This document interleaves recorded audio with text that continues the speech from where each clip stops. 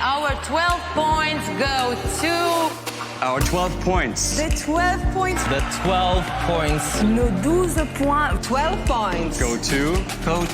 go to Malta. Estonia, Iceland. L'Ukraine. Espagne.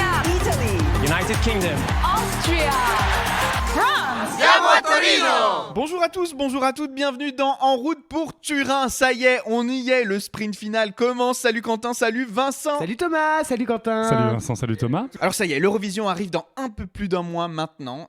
Et avec En route pour Turin, on vous propose un épisode différent par semaine où on va évoquer les chansons, on va parler de l'actualité autour de l'Eurovision, on va parler en fait de cette session 2022 qu'on attend avec impatience. L'épisode d'aujourd'hui sera consacré à ce que l'on sait. Qu'est-ce qu'on sait aujourd'hui à date sur l'Eurovision 2022 ? Voilà, est-ce que vous êtes prêts ? Oui, bien sûr. Eh ben c'est parti.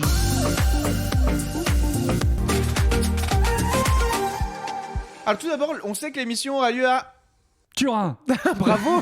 No shit Sherlock. Non, mais sérieux. Voilà, mais le choix de la ville haute a mis du temps à se faire, puisqu'on a su vraiment très tard que ça allait avoir lieu à Turin. Enfin, très tard et puis surtout, surprenant. C'est-à-dire qu'en fait, c'est quand même une des villes les plus moches d'Italie. Ne nous mentons pas. Moi je connais pas du tout. Quand même, Moi, je connais pas qui du est tout. ultra Anciennement industriel. ultra industriel. Moi, je me rappelle y être allé il y a 15 ans de ça, et la seule chose dont je me souviens, c'était le musée du cinéma. Alors, je vais vous dire, c'est dire si ça reste un souvenir impérissable. C'est une ville très grise, c'est gris. Eh bien, on espère qu'il fera un ciel bleu. On sait qu'il y a eu beaucoup de On n'a batailles pas le droit en de fait. bâcher Turin, en fait. Tu vois comme il nous... Je ne sais pas. Il nous coupe Parce la que parole. je pense qu'il soutient la Juventus de Turin. Donc du coup, C'est pour ça. Il aime le foot, Thomas. Non, pas du Première tout, nouvelle. malheureusement. Le choix de Turin s'est notamment fait tardivement puisque les villes italiennes ont notamment bataillé entre elles pour arriver à capter l'Eurovision, puisque l'Eurovision, c'est pas seulement la demi-finale 1, demi-finale 2, finale, c'est tout un barnum autour en fait de l'événement. En fait, c'est tout un business autour, et notamment pour le tourisme. Oui, en fait, depuis quelques années, quand un pays gagne le droit d'organiser le concours, de nombreuses villes font une sélection interne, comme une primaire, un peu comme une primaire politique, pour avoir le droit d'accueillir le concours, parce qu'en réalité, on sait très bien qu'il y a des retombées économiques majeures, puisqu'il y a des milliers, voire des dizaines de milliers de touristes, donc des retombées fiscales, des nuits d'hôtel, de la restauration, et ça vous permet surtout de mettre en avant la ville avec des clips promotionnels. Comme les litres de bière pendant la Coupe du Monde dans les bars. Exactement. C'est un peu ça. Et donc en fait, pendant très longtemps, pendant plusieurs mois, il y a eu une battle très importante entre Bologne et Turin qui était en phase finale. Et le télédiffuseur italien a donné du coup l'organisation à Turin pour de plusieurs raisons. Mais la première raison, c'est qu'en fait Turin a fait un énorme chèque de 5 millions d'euros à la RAI pour pour payer une partie des frais d'organisation du concours. Un pot de vin. Non, on appelle ça une subvention publique d'intéressement. Alors, on en parlera notamment dans un épisode consacré à l'économie autour de l'Eurovision, mais je profite de ce sujet pour rappeler en fait que l'organisation coûte entre 20 et 25 millions d'euros. Bagatelle. En fait. La coquette somme. 7 millions ont été accordés par Turin et l'agglomération de Turin, dont 2 millions par la ville elle-même. Donc c'est vrai que il y a la course aux gros sous aussi qui rentre en considération pour la ville. Ça fait un quart du budget. Ça fait un quart du budget, et il se peut, c'est même quasiment obligatoire, on va avoir le droit à des images de Turin. Ah bah oui, dans les cartes postales, Exactement. évidemment. Ça le va reste être étant superbe. financé principalement par la Tout ce RAI. gris. Ils mettront des filtres. J'espère, c'est bien Instagram. au moins. Pardon Thomas, t'as coupé. Non, je disais, le reste du coup de l'événement est financé par l'Union européenne de radio-télévision, par la RAI, le télédiffuseur qui accueille, et par la les billetterie. sponsors et les sponsors. Billetterie et sponsors, évidemment, qui est notamment Marocanoil. Avec On un ne logo peut pas presque plus le gros rater. que le logo de l'Eurovision. Alors parlons-en du logo justement, il a été dévoilé maintenant il y a quelques semaines de ça et il représente la cinématique du son. On représente graphiquement ce qu'est le son et le slogan de l'émission c'est The Sound of Beauty. Oui, tu vois, représenter graphiquement le son, comme si on veut bien se rappeler, voilà, c'était l'écran de veille Windows 98. Voilà. Et Oui, c'est vrai. Si, c'est vrai. Et- Si, et c'est vrai, alors, t'as entièrement c'est raison. parce je que me souviens Quentin très il connaît pas, parce qu'il est trop jeune. Mais moi je me rappelle très bien de ces espèces de halos de lumière qui passaient sur l'écran de veille Windows 98. On a exactement la même chose, mais quelle inventivité! Alors, moi, mais j'adore. Moi, je vous le c'est dis, j'adore. novateur. Moi, ce que je trouve très, très intéressant dans l'identité visuelle cette année de l'Eurovision, c'est que ça sort des cadres établis du bleu foncé. Et d'ailleurs, quand les premières chartes graphiques sont apparues, sur Twitter, globalement, personne n'était satisfait. Aujourd'hui, tout le monde trouve ça plutôt joli, Tout bien le monde trouvé. s'en La fiche, déclinaison Thomas. sur les... Oui, c'est vrai, on va pas se mentir, tout le monde s'en fout. Finalement, tout le monde réagissait sur Twitter un peu comme le logo des Jeux Olympiques Monique Coiffure. Voilà, de Paris 2024. Oui, de Paris 2024, c'est pas faux. Non, par contre, plus sérieusement, moi je trouve ça très joli parce que dans mes heures perdues sur YouTube, je regardais, avant même ce logo, hein, je regardais un professeur de musicologie qui, en fait, sur un caisson de basse, diffusait de la musique et mettait du sable. Et en fonction des tonalités de la chanson, de la musique, il y avait des dessins qui se créaient, des formes géométriques qui se créaient avec du sable qui fait des ondes. C'est ça ce que ça représente. Et moi, j'avoue que c'est symétrique, donc j'adore ça. Petite précision, si vous souhaitez égayer les soirées de Quentin, veuillez envoyer un courrier libre à l'adresse qui s'affiche. Alors, cette année, 40 participants à l'Eurovision ont été sélectionnés pour l'Eurovision. On a 2 grands retours de pays cette année qui sont l'Arménie et le Monténégro. Oui. Donc, welcome back les amis. L'Arménie qui, on rappelle, a remporté l'Eurovision Junior avec Vent. Camille de Malena. L'Arménie, rappelons-le, peuplé d'Arméniens, hein, un peuple qui a beaucoup souffert. Et justement, c'était pour ça qu'ils ne sont pas venus en 2021. C'est puisqu'il y avait une guerre avec l'Azerbaïdjan. Alors, en parlant de guerre, justement, malheureusement, on va pas pouvoir occulter le fait de cette guerre actuelle entre la Russie et l'Ukraine. Se pose vraiment la question, d'ailleurs, de la participation de l'Ukraine à l'Eurovision en tant que telle, puisqu'il a été révélé, pas plus tard qu'il y a quelques jours, que si jamais la délégation ukrainienne n'avait pas les moyens de se rendre sur place, ils utiliseraient la vidéo de leur sélection nationale pour pouvoir concourir à l'Eurovision. C'est ça, parce qu'il semblerait que... faut expliquer que du coup, depuis 2 ans, avec la pandémie, tous les diffuseurs et tous les candidats doivent enregistrer une performance en direct de secours, au cas où ils aient le Covid, au cas où ils ne puissent pas venir, quelle que soit d'ailleurs la raison, mais en tout cas c'était lié au Covid à la base. Et là l'idée c'est que du coup tous les pays préparent quelques semaines, quelques mois auparavant, une live on tape, en gros une performance toute prête à diffuser si jamais l'Islande, en 2021, un des chanteurs avait le Covid, ils ont diffusé du coup l'enregistrement de la première demi-finale. Comme il semblerait du coup ça soit compliqué pour l'Ukraine actuellement techniquement d'enregistrer cette live on tape, ils utiliseront la performance. Sans déconner. Ouais. Alors, on rappelle qu'initialement, la Russie devait participer au concours, mais qu'elle a été Limogé. Elle a été limogée, non seulement de l'Eurovision, mais complètement de l'Union européenne de radio-télévision. Oui, parce que souvenez-vous, hein, l'Eurovision, c'est qu'un produit qui est mis en avant par l'Union européenne de radio-télévision, mais c'est une association de télédiffuseurs beaucoup plus large que juste le concours Eurovision. Il y a des droits sportifs qui sont négociés, il y a de l'entraide technique et numérique pour améliorer la qualité de diffusion de la télévision. Donc voilà, c'est beaucoup plus large que juste le concours Eurovision. Et si vous voulez plus de détails, n'hésitez pas à écouter notre épisode sur les origines de l'Eurovision. Le tout premier. Et puis ce que l'on sait aussi, c'est les présentateurs de l'émission. Ceux qui présenteront l'Eurovision 2022 cette année seront des têtes connues, puisque nous avons notamment Alessandro Catalan, alors je commence avec le moins connu de tous, du moins chez nous, qui a présenté en Italie X Factor depuis 10 ans, donc qui est très très connu. Mais nous avons également...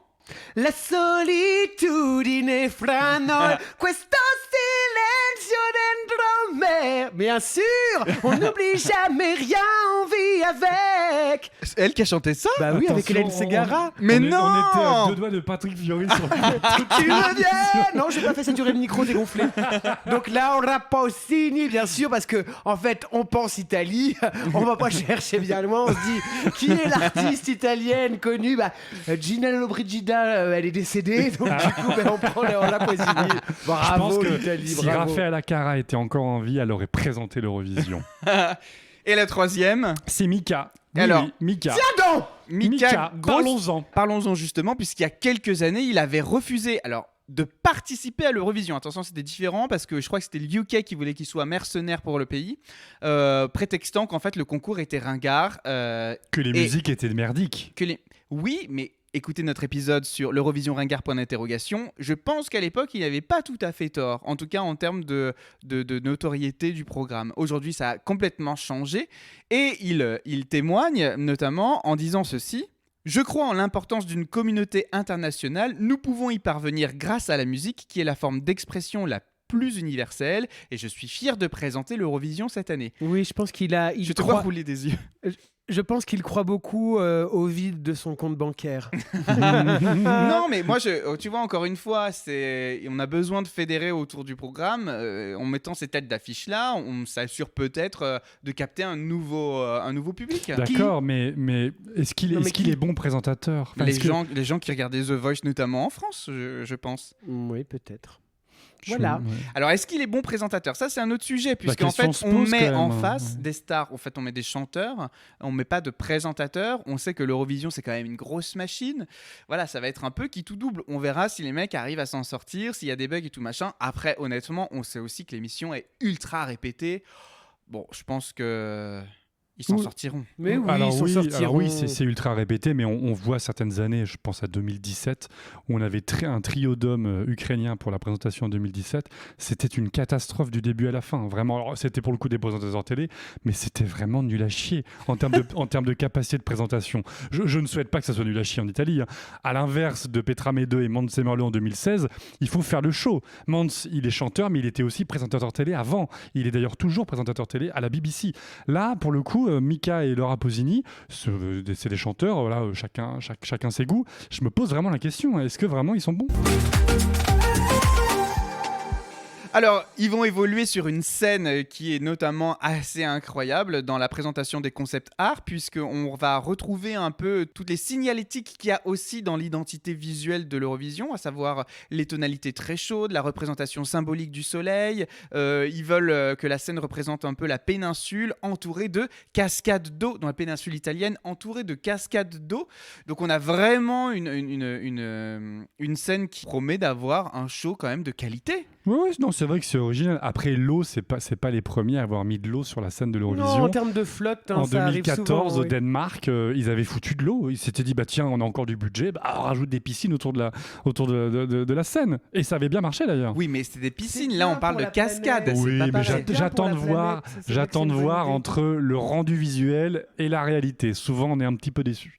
Non, en fait, par contre, oui, le rendu visuel des espèces d'arches qui seront sur toute la scène, ça a l'air plutôt joli. L'idée, c'est un peu la difficulté de trouver un design de stage pour l'Eurovision, c'est qu'il faut trouver une scène où il est possible de faire 40 ambiances différentes, avec des couleurs, mais aussi avec des éléments imbriqués qui descendent. C'est très compliqué, en fait. Il y a plusieurs scènes qui tournent en permanence pour avoir différents effets visuels sur 40 chansons. Voilà, donc c'est vraiment la difficulté de trouver un design intéressant. Alors, ce qui est incroyable d'ailleurs, et c'est pour montrer un peu l'audace aussi du programme, c'est que on est début avril et les constructions de la scène ont déjà débuté. Ça veut dire que l'enceinte de là où aura lieu le concours est déjà bloquée. Mais heureusement, Thomas, non, je sais pas. Dans un mois d'un mois, j'aurais les fesses qui criaient bravo quand même là. Ouais, c'est vrai que c'est toujours très Je long. sais pas, ça me paraît assez fou. Tu vois, quand tu as une star internationale qui fait une tournée, sa scène, elle est pas en construction pendant des mois. Là, Bien sûr que si. Bien sûr que si. N'importe quel spectacle que tu vas répéter, etc. En amont, tu construis le décor. Si tu as un mois de répétition, t'es verni parce que ça veut dire que t'es payé pendant un mois de répétition et ça, quand même, c'est chouette. Mais un mois de répétition, c'est le minimum pour un spectacle. Ah, mais je pensais pas, tu vois. Sachant que que là, prenait ouais, autant alors de c'est un temps. tout petit moment parce qu'en gros, c'est 3 semaines de construction de la scène et après, il y a 2 grosses semaines de répétition. Mais effectivement, la scène est tellement gigantesque et elle n'a pas vocation à bouger, contrairement aux grandes tournées internationales ou d'ailleurs, même pour les grandes tournées internationales des grandes stars, il y a plusieurs scènes qui tournent. C'est-à-dire que tu viens de terminer une date à Paris, il y en a déjà une qui est en construction à Londres et ensuite celle de Paris part à Bruxelles. Le temps que tu fasses tes concerts à Londres, en fait, il y a deux Il y a 2 scènes qui tournent. Là, vu la taille de la scène, de toute façon, le but n'est pas de bouger ici, vu que c'est pendant une semaine, il y a 3 shows au même endroit.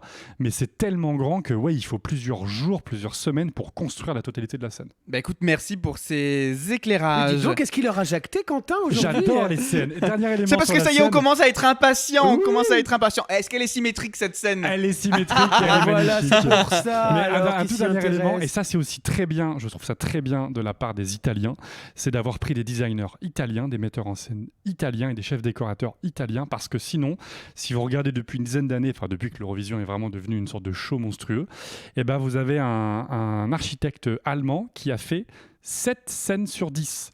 Et notamment, les 5 dernières années, 2010, 2020, 2021, c'était la même scène. 2019, 2018, 2017, 2015, 2012, c'était l'Allemand Florian Wider qui faisait tout le temps les mêmes scènes. Et il est plus ou moins critiqué parce que parfois, c'est pas très inspirant. Typiquement 2020 et 2021 Non, mais là, moi, à Amsterdam, c'est pas en très beau. regardant les concepts art, je suis plutôt curieux de voir ce que cela va donner. Alors, l'émission va se décomposer en 3, et au cas où vous ne le sauriez toujours pas. Il y a 2 demi-finales et la finale qui aura lieu le 14 mai prochain en direct sur France 2 pour la France. Mais du coup, est-ce qu'on peut rappeler les règles qui définissent qui participe à quelle demi-finale?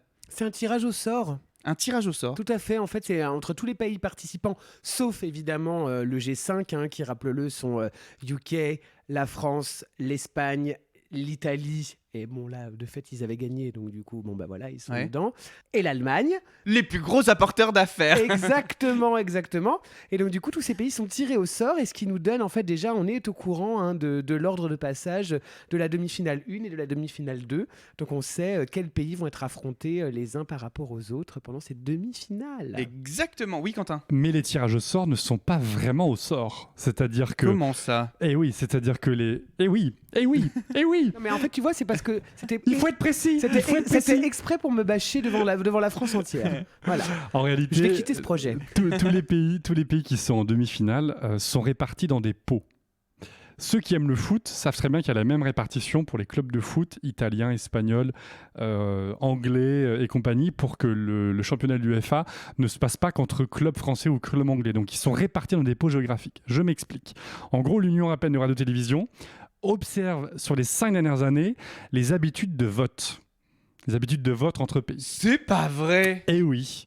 Et donc, en gros, les pays sont répartis dans des pots de 6. Ce qui fait que, par exemple, tous les pays nordiques, Suède, Norvège, Finlande, Danemark, Islande et Irlande, je crois, de temps en temps, enfin, ça dépend, des fois ils sont 5 ou 6, sont dans le même pot. Et l'obligation, c'est de mettre 3 pays des pays nordiques dans la demi-finale 1 et 3 pays des pays nordiques dans la demi-finale 2. Le but étant d'éviter de se favoriser entre pays par bloc géographique. C'est pertinent, c'est En pertinent. revanche, moi, je m'interroge vraiment, c'est quoi? C'est des pots de fleurs, des pots de chambre, des pots en terre cuite. Des pots de chambre. On nous dit rien sur ces pots. Alors, ça sert bien de nous parler de pots. C'est des Quentin. bols. C'est Mais des moi, espèces de j'adore bols. prendre des pots moi-même, mais bon, Mais voilà. attends, Enfin. mais du coup, ils font le tirage au sort comme... comme dans Fort Boyard, tu sais, ils mettent la main dans les pots et il y a des rats ou des choses comme ça. Ils font la Norvège. Ce serait bien plus drôle. Mettons oui, je vous en supplie. Surtout que Fort Boyard est une scène européenne, puisque le programme est diffusé dans d'autres pays. On pourrait faire ça. C'est vrai. On va soumettre cette idée. Alors, les tirages au sort ont été effectués. Les épisodes qui nous mèneront en route pour Turin, on vous débriefera de la première demi-finale et de nos chouchous de la première demi-finale. On fera la même pour la deuxième demi. Et on continuera ainsi de suite chaque semaine à vous parler des chansons. Là, on va vraiment faire l'état et on finit avec ça sur ce que l'on sait aujourd'hui de l'Eurovision 2022. Et là, après avoir fait le tour de l'identité visuelle, de la scène, des présentateurs, de la ville haute qui sera Turin, quels sont les next steps en dehors des chansons aujourd'hui qui nous attendent sur l'Eurovision? Les tickets. Bah oui, je vous en supplie. Parce que pareil, là pour le coup, c'est le record de la vente la plus tardive de l'Eurovision. Ça va être mis en vente le 7 avril.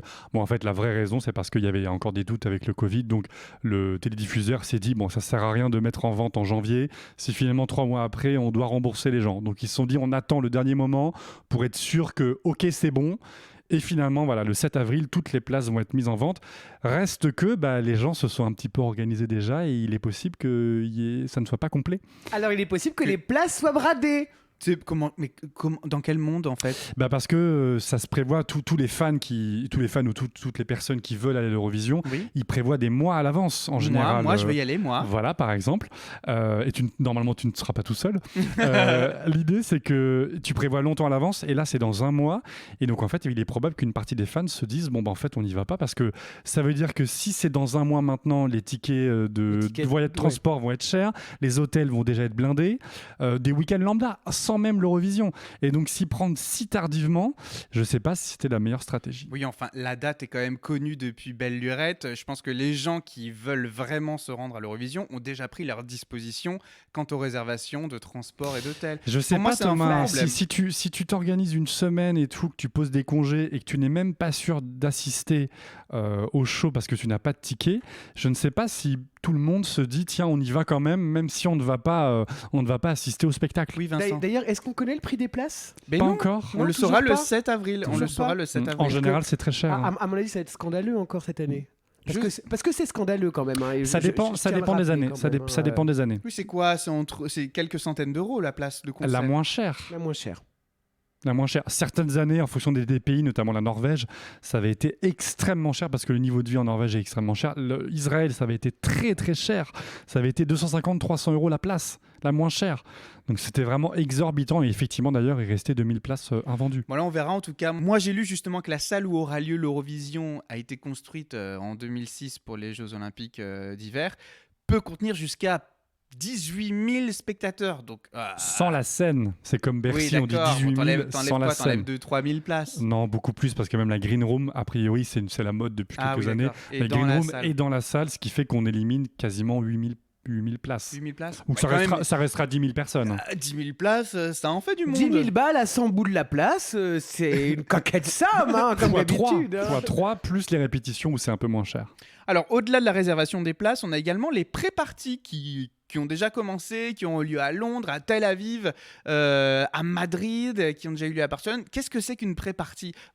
Bien, en fait, on en a déjà parlé, même au niveau des billets que j'ai pu faire sur les hurleuses ou des choses comme ça.